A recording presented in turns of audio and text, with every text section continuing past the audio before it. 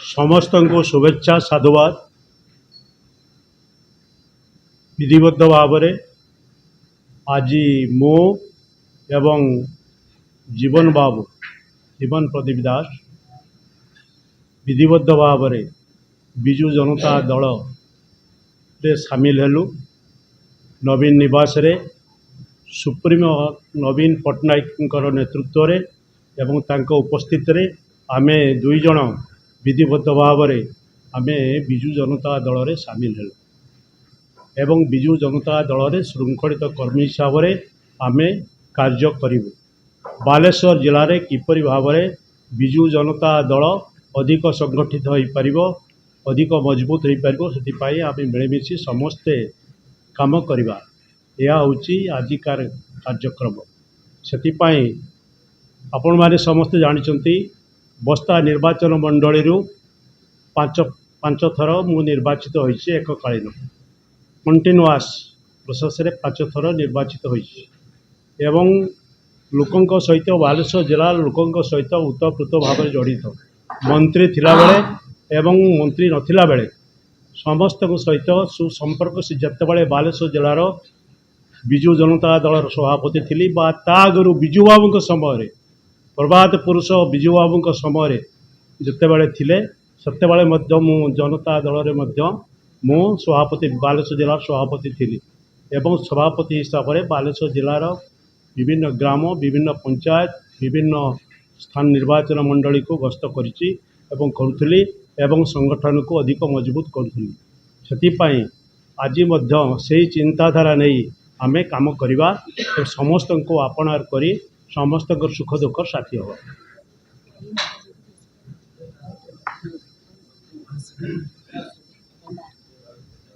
मु कौनसी दल रे आगरू नथिली एवं विधिबद्ध भाव में 2 वर्ष धरी मु थिली अलगा थिली घरे बसथिली एवं स्वाधीन हिसाब रे मु थिली एवं विजु जनता दल रे किपरि भाव में प्रवेश करबी सेतिपाई नवीन पट्टनायक निर्वाचन पर आसी मु साक्षात करथिली। नवीन बाबू को अनुरोध करी जाइथिली।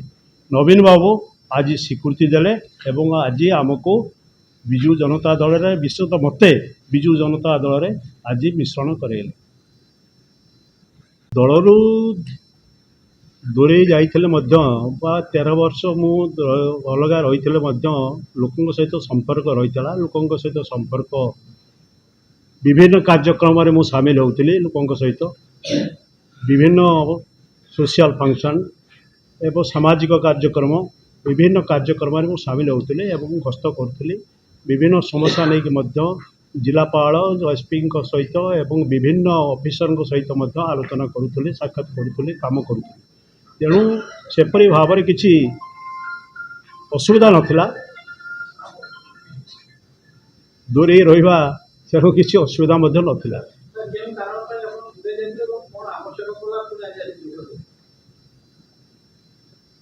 आमर पारिवारिक समस्या नहीं दलरू मु दूरे जाइथिली।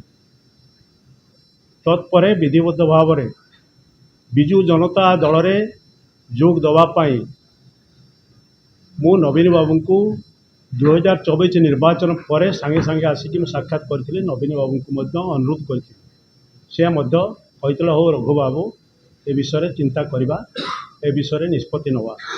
आज से निष्पत्ति नेले निष्पत्ति नहीं सारा पर मत जनइले एवं विधिबद्ध भाव में आज विजु जनता दल रे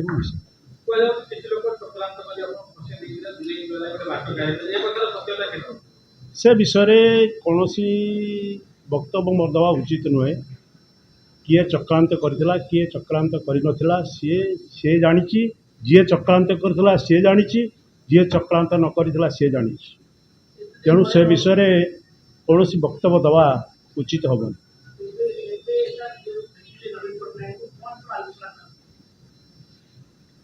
सी निर्देश देले दल को मजबूत कर बालेश्वर जिले में किपरि भाव में दल मजबूत हम संगठित हो पार एवं जो 8टा निर्वाचन मंडली अच्छी 8टा निर्वाचन मंडली रे किपरि भाव में दल को अधिक संगठित करा जाय पारिबो, दल मजबूत हम एवं 29 मसीह किपरि दल क्षमता को फेरिबो से विषय कार्यक्रम दल जहाँ निष्पत्ति नब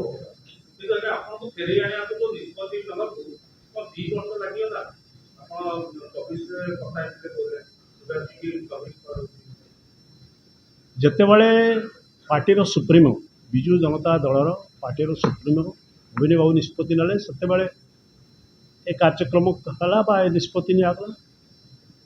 ये गुरुत्वपूर्ण तथ्य ହେଉଛି ଯେଉଁ ସମୟରେ ରବୀନ୍ଦ୍ର ଜେନା ଭାରତୀୟ ଜନତା ପାର୍ଟିରେ ସାମିଲ ହେଉଛନ୍ତି ପରବର୍ତ୍ତୀ ସମୟରେ ସୁଭାଷ ଜେନା ଦଳ ବିରୋଧରେ ଯାଇ କ୍ରସ୍ ଭୋଟିଂ କରୁଛନ୍ତି ଏବଂ ସସ୍ପେଣ୍ଡ ହେଉଛନ୍ତି ତା ପରବର୍ତ୍ତୀ ସମୟରେ ପୁଣି ଥରେ ତାଙ୍କ କଥା ମନେ ପଡୁଛି ବିଶେଷ କରି ଆପଣଙ୍କ କଥା ଜୀବନଙ୍କ ଶୁଣନ୍ତୁ ବିଜୁ ଜନତା ଦଳ ଆମେ ସବୁ ଫାଉଣ୍ଡର ପାର୍ଟି ଫାଉଣ୍ଡର ଲୋକ ଫାଉଣ୍ଡର ଆମେ କରିଛୁ। ବିଜୁ ଜନତା ଦଳ ଯେତେବେଳେ ଗଠନ ହୁଏ ବିଧାନସଭାରେ ସେତେବେଳେ ମୁଁ ବିରୋଧୀ ଦଳର ସଦସ୍ୟ ଥିଲି MLA ଥିଲି। ବିଜୁ ବାବୁ ପ୍ରବାଦ ପୁରୁଷ ବିଜୁ ବାବୁ ବିରୋଧୀ ଦଳର ନେତା ମଧ୍ୟ ଥିଲେ। ତାପରେ ପରେ ସେ ତ ଚାଲିଗଲେ ଆମକୁ ଛାଡ଼ି ଚାଲିଗଲେ। ତତ୍ପରେ ଯେତେବେଳେ ବିଜୁ ଜନତା ଦଳ ଗଠନ ହେଲା ସେତେବେଳେ ଫାଉଣ୍ଡର ମେମ୍ବର ହିସାବରେ ଆମେ ସବୁ ମେମ୍ବର ଥିଲୁ। ବିଜୁ ଜନତା ଦଳ ଆମର ନିଜ ଘର, ତେଣୁ ବିଜୁ ଜନତା ଦଳ ଘରକୁ ଫେରିବା ପାଇଁ କାର୍ଯ୍ୟକ୍ରମ କରିବା ପାଇଁ ଆମେ ବଦ୍ଧପରିକର।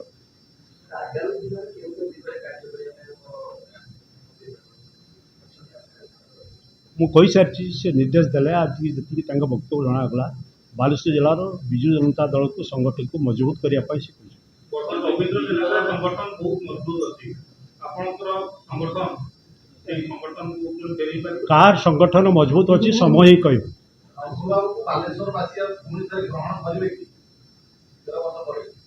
ବାଲେଶ୍ୱରବାସୀ ଗ୍ରହଣ କରିବେ କି ନାହିଁ ସେ ସମୟ କହିବ। ଜୀବନଙ୍କ ପ୍ରଶ୍ନ ରହିବ 2019ରେ ଆପଣ ଭାରତୀୟ ଜନତା ପାର୍ଟିରେ ଲଢ଼ିଲେ ଏବଂ ହାରିଲେ ପରବର୍ତ୍ତୀ ସମୟରେ ପୁଣି ଥରେ ବିଜେଡି କ'ଣ ପାଇଁ ହଠାତ୍ ପୁଣି ଥରେ ବିଜେଡିକୁ ଆସିବା ପାଇଁ ଆପଣଙ୍କର ଇଚ୍ଛା ହେଲା?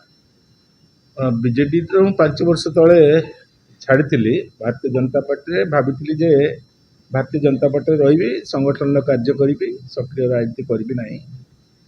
କିନ୍ତୁ ଯେତେବେଳେ ଭାରତୀୟ ଜନତା ପାର୍ଟିରେ RK ଜେନାଙ୍କ ପରି ଯାହାଙ୍କ ପାଇଁ ଆମେ ବିଜୁ ଛାଡ଼ିଥିଲୁ ଏବଂ କହିଥିଲୁ ଯେ ଚିଟଫଣ୍ଡରେ ଇନଭଲ୍ଭ ଅଛନ୍ତି, ତେଣୁ ତାଙ୍କୁ ଯେତେବେଳେ ଭାରତୀୟ ଜନତା ପାର୍ଟି ଗ୍ରହଣ କଲା ଏବଂ ଭାରତୀୟ ଜନତା ପାର୍ଟିର ନେତାମାନେ ସାଂସଦ ତାଙ୍କ ବିରୁଦ୍ଧରେ କହୁଥିଲେ ଯେତେବେଳେ ଏବଂ ଏବେ ତାଙ୍କୁ ହଠାତ୍ ଉପରେ ଗ୍ରହଣ କଲେ, ସେ ପାଇଁ ମୁଁ ଭାରତୀୟ ଜନତା ପାର୍ଟି ସହିତ ନିଜେ ସହମତ ହେଇପାରିଲେ ନାହିଁ। ତାପରେ ମୁଁ ଭାରତୀୟ ଜନତା ପାର୍ଟିରୁ ଇସ୍ତଫା ଦେଲି ଏବଂ ଆମର ଯେଉଁ ବନ୍ଧୁମାନେ ବସିଛନ୍ତି ଆମେ ସମସ୍ତେ ପୁରୁଣା ବନ୍ଧୁ, ଆମେ ସବୁ ଆମ ସାଙ୍ଗରେ ବିଧାୟକ ଥିଲୁ, ସାଙ୍ଗରେ କାର୍ଯ୍ୟ କରିଥିଲୁ ସମସ୍ତେ ବାଲେଶ୍ୱରରେ। ମ୍ୟାଡ଼ାମ୍ ମଧ୍ୟ ଆମେ ବସିକି ଏମିତି ଦେଖା ସାକ୍ଷାତ ଆଲୋଚନା କରୁ କରୁ ଯେ ଆମେ ସମସ୍ତେ ଭାବିଲି ଯେ ପୁଣି ମୁଁ ବିଜୁ ଜନତା ଦଳକୁ ଆସିଲେ ଭଲ ହେବ, କାହିଁକିନା ଜଣେ ରାଜନୈତିକ ବ୍ୟକ୍ତି ଲୋକ ସାଙ୍ଗରେ ରହିକି ଗୋଟେ ଦଳରେ ନ ରହିଲେ ଲୋକଙ୍କ କାର୍ଯ୍ୟ କରିହେବ ନାହିଁ। ତେଣୁ ମୁଁ ନିଷ୍ପତ୍ତି ନେଲି ଯେ ନବୀନ ବାବୁଙ୍କ ନେତୃତ୍ୱରେ ପୁଣି କାମ କରିବା। ଯେଉଁ ମଝିରେ ଗୋଟେ ଯେଉଁ ବ୍ୟାରିକେଡ୍ ଥିଲା, ଗୋଟେ ମିଛ କୁହେଳିକା ଯେଉଁ ସୃଷ୍ଟି କରାହେଇଥିଲା, ସେଥିରୁ ବିଜୁ ଜନତା ଦଳ ମୁକ୍ତ ହୋଇଛି, ବାଲେଶ୍ୱର ଜିଲ୍ଲା ମୁକ୍ତ ହୋଇଛି ଏବଂ ଆମେ ସମସ୍ତେ ମିଳିତ ଭାବରେ ଯାହା ନବୀନ ବାବୁ ଆଜି କହିଲେ ବାଲେଶ୍ୱର ଜିଲ୍ଲାରେ ବିଜୁ ଜନତା ଦଳକୁ 1 ନମ୍ବର ଦଳ କରିବା ପାଇଁ ଆମେ ସମସ୍ତେ ପ୍ରଚେଷ୍ଟା କରିବା, ଏକଥା ନବୀନ ବାବୁଙ୍କ ଆଗରେ ଆମେ ପ୍ରତିଜ୍ଞା କରିକି ଆସିଛୁ। ସମସ୍ତଙ୍କୁ ନମସ୍କାର। 5 ବର୍ଷ ବିଜୁ ଜନତା ଦଳ ଠାରୁ ବାହାରେ ରହିଲା ପରେ ପୁଣି ଆଜି ମାନ୍ୟବର ପୂର୍ବତନ ମୁଖ୍ୟମନ୍ତ୍ରୀ ବିଜୁ ଜନତା ସଭାପତି ଶ୍ରୀଯୁକ୍ତ ନବୀନ ପଟ୍ଟନାୟକଙ୍କର ତାଙ୍କ ପାଖରେ ବିଜୁ ଜନତା ଦଳର ପୁଣି ସାମିଲ ହେଇଛୁ, ପ୍ରାଥମିକ ସଦସ୍ୟତା ଗ୍ରହଣ କରିଛୁ।